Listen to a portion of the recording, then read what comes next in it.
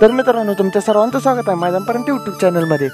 तर मित्रांनो, आज मोरगाव येथे भव्यादेवी अहिल्यादेवी केसरी हे मैदान पार पडत आहे। तर ह्या मैदानामध्ये आपल्याला सप्तहिंद केसरी जोड म्हणजेच भारत आणि सुंदर हा पळताना दिसला, तसेच गटपास देखील झाला। तसेच मित्रांनो, विठ्ठल नानाचा तेजा आणि मिलिंद शेठ पाटील यांचा भुंगा देखील आपल्याला पळताना दिसला, तसेच मथुर आणि लाडू देखील। तर नक्की कोणत्या गटात गटपास झाला तर हीच अपडेट घेऊन मी व्हिडिओ घेऊन आलो, ते व्हिडिओ शेवटपर्यंत पहा। तर मित्रांनो, सप्तहिंदी केसरी जोड म्हणजेच सुंदर आणि भारत आपल्याला गट क्रमांक 1 मध्ये पळताना दिसले।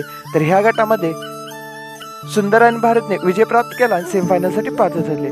तसेच मित्रांनो, विठ्ठल नानांचा तेजा आणि विठ्ठल नानांच्या नियोजनात पळणारा मिलिंद शेठ पाटील यांचा भुंगा आज आपल्याला एकत्र पळताना दिसले। तर भुंगा आणि तेजा आपल्याला गट क्रमांक 6 मध्ये पळताना दिसले। तर ह्या गटामध्ये सुट्टा निकाल घेत तेजा आणि भुंगाने विजय प्राप्त केला आणि सेमीफायनलसाठी पात्र ठरले। तसेच मित्रांनो, बिनजोडचा बादशाह आपल्या सर्वांचा लाडका मथुर आज आपल्याला लाडू सोबत पळताना दिसला।